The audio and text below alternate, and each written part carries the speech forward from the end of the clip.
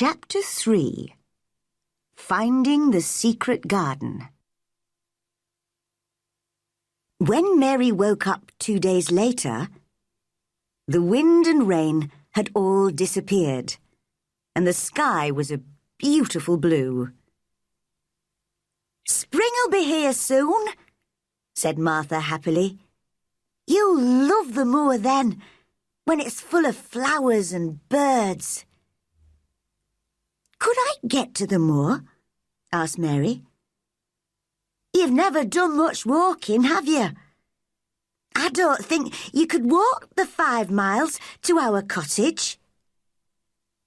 "But I'd like to meet your family," Mary said.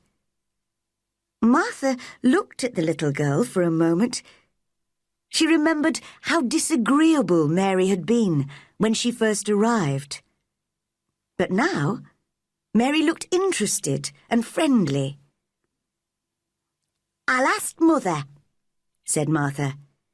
"She can always think of a good plan. She's sensible and hard-working and kind. I know you'll like her. I like Dickon, although I've never seen him. I wonder what Dickon will think of you." "He won't like me," said Mary. "No one does." "But do you like yourself? That's what Mother would ask." "No, not really.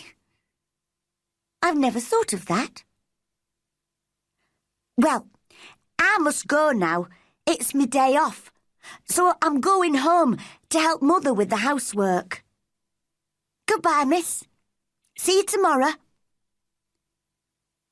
Mary felt lonelier than ever when Martha had gone, so she went outside. The sunshine made the gardens look different, and the change in the weather had even made Ben Weatherstaff easier to talk to. "Can you smell spring in the air?" he asked her. "Things are growing deep down in the ground. Soon you'll see little green shoots coming up.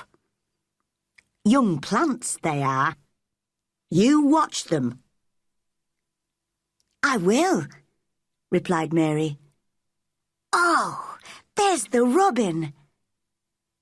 The little bird hopped onto Ben's spade. "Are things growing in the garden where he lives?" "What garden?" said Ben in his bad-tempered voice. "You know, the secret garden. Are the flowers dead there?"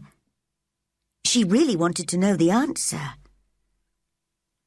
"Ask the robin," said Ben crossly. "He's the only one who's been in there for the last 10 years. 10 years was a long time, Mary thought. She had been born 10 years ago. She walked away, thinking. She had begun to like the gardens, and the robin, and Martha, and Dickon, and their mother. Before she came to Yorkshire, she had not liked anybody.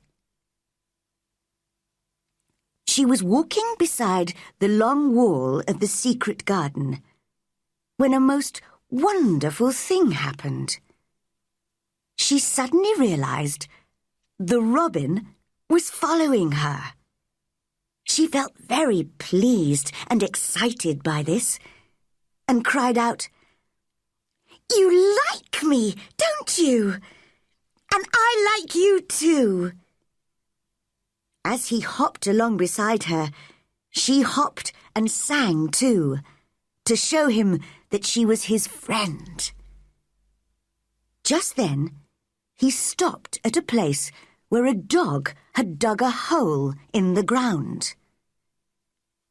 As Mary looked at the hole, she noticed something almost buried there. She put her hand in and pulled it out. It was an old key. "Perhaps it's been buried for 10 years," she whispered to herself. "Perhaps it's the key to the secret garden." She looked at it for a long time. How lovely it would be to find the garden and see what had happened to it in the last 10 years. She could play in it all by herself, and nobody would know she was there. She put the key safely in her pocket. The next morning, Martha was back at Misselthwaite Manor and told Mary all about her day with her family. "I really enjoyed myself. I helped Mother with the whole week's washing and baking. And I told the children about you. They wanted to know about your servants and the ship that brought you to England and everything. I can tell you some more for next time," offered Mary. "They'd like to hear about riding on elephants and camels, wouldn't they?" "Oh, that would be kind of you, miss. And Luke, Mother has sent you a present." "A present?" repeated Mary. How could a family of 14 hungry people give anyone a present? "Mother bought it from a man who came to the door to sell things. She told me, 'Martha, you brought me your pay like a good girl, and we need it all. But I'm going to buy something for that lonely child at the manor.' And she bought one, and here it is." It was a skipping rope. Mary stared at it. "What is it?" she asked. "Don't they have skipping ropes in India?" "Well, this is how you use it. Just watch me." Martha took the rope and ran into the middle of the room. She counted up to 100 as she skipped. "That looks lovely," said Mary. "Your mother is very kind. Do you think I could ever skip like that?" "Just try," said Martha. "Mother says it'll make you strong and healthy. Skip outside in the fresh air." Mary put her coat on and took the skipping rope. As she was opening the door, she thought of something and turned round. "Martha, it was your money, really. Thank you." She never thanked people usually, and she did not know how to do it. So she held out her hand, because she knew that adults did that. Martha shook her hand and laughed. "You're a strange child," she said, "like an old woman. Now, run away and play." The skipping rope was wonderful. Mary counted and skipped and counted, until her face was hot and red. She was having more fun than she had ever had before. She skipped through the gardens until she found Ben Weatherstaff, who was digging and talking to his robin. She wanted them both to see her skip. "Well," said Ben, "you're looking fine and healthy today. Go on skipping. It's good for you." Mary skipped all the way to the secret garden wall. And there was the robin, He had followed her. Mary was very pleased. "You showed me where the key was yesterday," she laughed. "I've got it in my pocket. So you ought to show me the door today."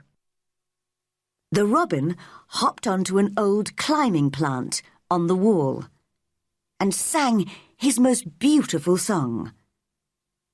Suddenly, the wind made the plant move, and Mary saw something under the dark green leaves.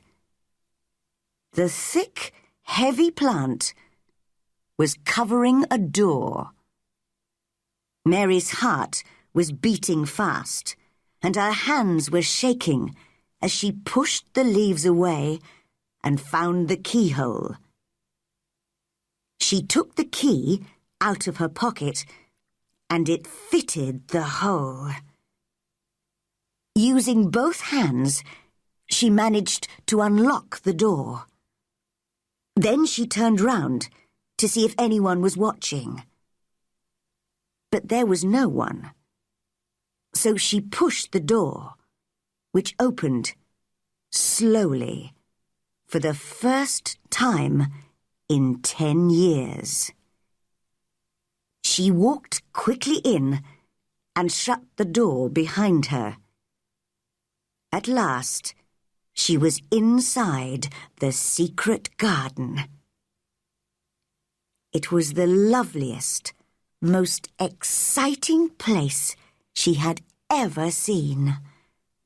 There were old rose trees everywhere, and the walls were covered with climbing roses. She looked carefully at the grey branches. Were the roses still alive? Ben would know. She hoped they weren't all dead. But she was inside the wonderful garden in a world of her own. It seemed very strange and silent, but she did not feel lonely at all. Then she noticed some small green shoots coming up through the grass. So something was growing in the garden, after all. When she found a lot more shoots in different places, she decided they needed more air and light. So she began to pull out the thick grass around them. She worked away, clearing the ground for 2 or 3 hours, and had to take her coat off because she got so hot.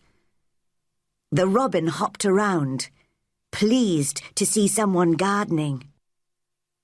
She almost forgot about lunch. And when she arrived back in her room, she was very hungry and ate twice as much as usual. "Martha," she said as she was eating, "I've been thinking. This is a big, lonely house, and there isn't much for me to do. Do you think if I buy a little spade, I can make my own garden?" "That's just what Mother said," replied Martha. "You'd enjoy digging and watching plants growing. Dickon can get you a spade and some seeds to plant, if you like." "Oh, thank you, Martha. I've got some money that Mrs. Medlock gave me. Will you write and ask Dickon to buy them for me?" "I will. And he'll bring them to you himself." "Oh, then I'll see him." Mary looked very excited. Then she remembered something. "I heard that cry in the house again, Martha. It wasn't the wind this time. I've heard it 3 times now. Who is it?" Martha looked uncomfortable. You mustn't go wandering around the house, you know. Mr. Craven wouldn't like it. Now, I must go and help the others downstairs. I'll see you at tea time. As the door closed behind Martha, Mary thought to herself, this really is the strangest house that anyone ever lived in.